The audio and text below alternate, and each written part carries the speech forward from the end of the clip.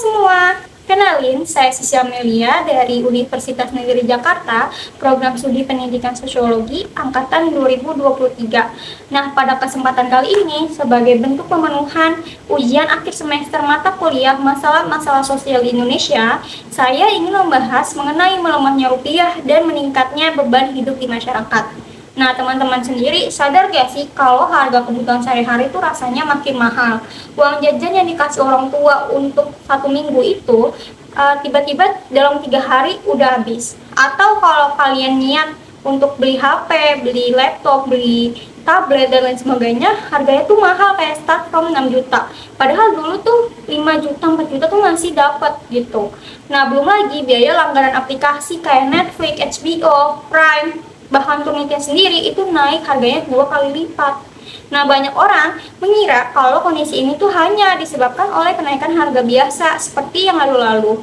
Padahal, salah satu faktor yang berpengaruh adalah melemahnya nilai tukar rupiah terhadap dolar Amerika Serikat. Dalam beberapa waktu tahun terakhir, nilai tukar rupiah itu mengalami tekanan yang cukup besar. Bahkan menurut pemberitaan Detik sendiri, dolar Amerika Serikat tuh sempat menembus angka 18.000 rupiah per dolar Amerika Serikat. Yang mana hal ini cukup memberatkan masyarakat dalam kehidupan mereka sehari-hari. Nah, melalui video ini saya ingin membahas bagaimana sebenarnya pelemahan rupiah itu bisa menjadi masalah sosial dan siapa saja yang paling merasakan dampaknya. Sebelum kita masuk ke dampak, kita perlu juga nih memahami apa yang dimaksud dengan pelemahan rupiah.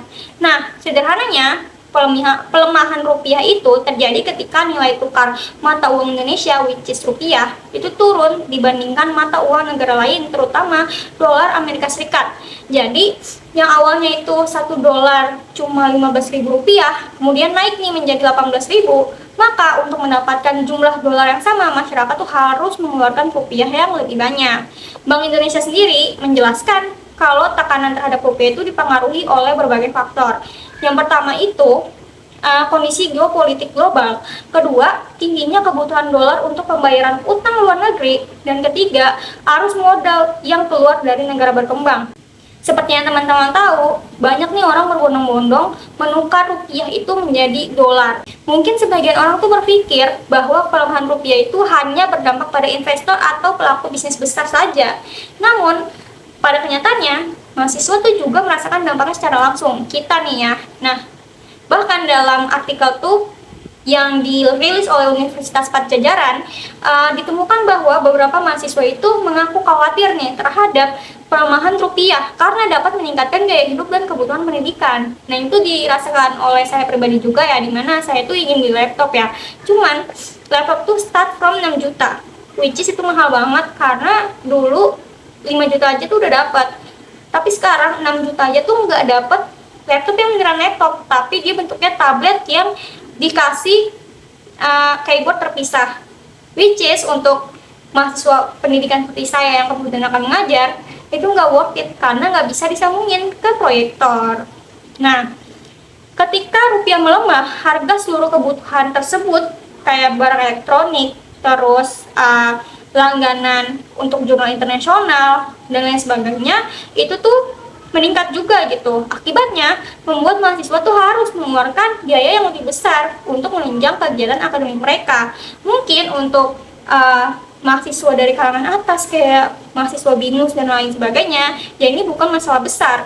Namun bagi mahasiswa yang berasal dari kelas menengah bawah, itu kondisinya benar-benar mencekik karena yang tadinya udah pengeluaran pas-pasan, makin dipas-pasin lagi gitu. Dampak lain yang bisa dirasakan oleh masyarakat itu adalah menurunnya daya beli.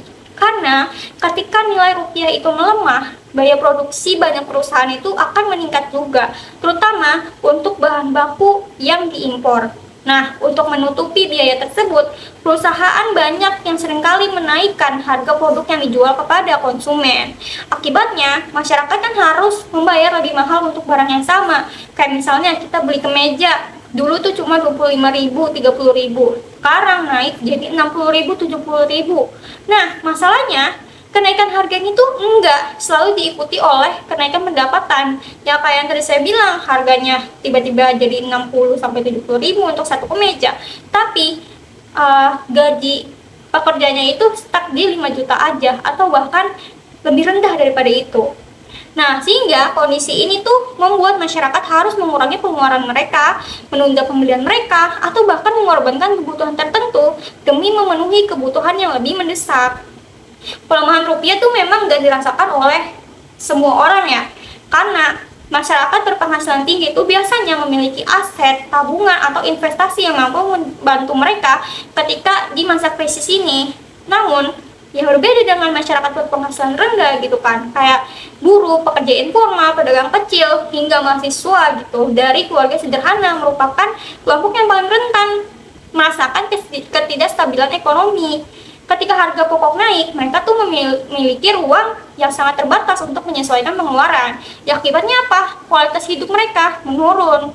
Ada yang mengurangi konsumsi makanan bergizi, menunda biaya pendidikan, bahkan mengurangi akses terhadap kesehatan demi bertahan secara ekonomi. Nah, menanggapi kondisi pelemahan rupiah yang sempat menyentuh 18.000 rupiah per dolar AS ini, pemerintah malah menyatakan bahwa fundamental ekonomi Indonesia itu masih kuat. Menurut Menteri Sekretaris Negara Prasetyo Hadi, indikator seperti pertumbuhan ekonomi dan inflasi yang relatif terjaga menunjukkan bahwa ekonomi Indonesia itu masih memiliki fondasi yang cukup kuat. Pemerintah bersama Kementerian Keuangan, Bank Indonesia, dan Otoritas Jasa Keuangan atau OJK itu terus melakukan koordinasi untuk menjaga stabilitas ekonomi nasional. Ya, namun masyarakat tuh tetap berharap adanya langkah yang konkret dan nyata gitu yang mampu mengurangi dampak langsung pelemahan rupiah terhadap kehidupan sehari-hari. Ya, singkatnya masyarakat ingin 18.000 rupiah itu menurun jadi 15.000 rupiah. Nah, itu kan baru nyata ya dan terdampak langsung oleh masyarakat. Jika dilihat melalui perspektif sosiologi, pelemahan rupiah itu bukan hanya sekedar persoalan angka dalam pasar keuangan. Namun, fenomena ini menunjukkan bahwa bagaimana kondisi ekonomi global itu dapat mempengaruhi kehidupan sosial masyarakat. Ketika harga kebutuhan meningkat, masyarakat otomatis harus mengubah pola konsumsi mereka. Ketika biaya pendidikan naik, akses terhadap pendidikan dapat menjadi tidak merata. Ketika daya beli menurun, maka muncullah ketimpangan yang dapat semakin melebar gitu. Dengan kata lain apa? Ya, perubahan ekonomi makro dapat menghasilkan konsekuensi sosial yang nyata pada tingkat individu, keluarga maupun kelompok masyarakat. Karena itu, memahami pelemahan rupiah itu bukan sekedar melalui data ekonomi, tapi juga perlu melihat bagaimana nih masyarakat mengalami dan merespon perubahan tersebut dalam kehidupan sehari-hari mereka. Karena itu, menjaga stabilitas nilai tukar rupiah bukan hanya penting bagi pertumbuhan ekonomi, tapi penting bagi kesejahteraan sosial masyarakat secara keseluruhan. Baik, itu saja yang bisa dapat saya sampaikan. Semoga teman-teman dapat mengerti dan dapat dijadikan bahan reflektif juga terhadap kita bahwa kita tuh sebagai masyarakat gak boleh diam-diam aja ketika semua ini naik gitu. Karena lama-lama Indonesia akan mengalami inflasi. Tuh. Baik, sekian, terima kasih. Bye-bye semua.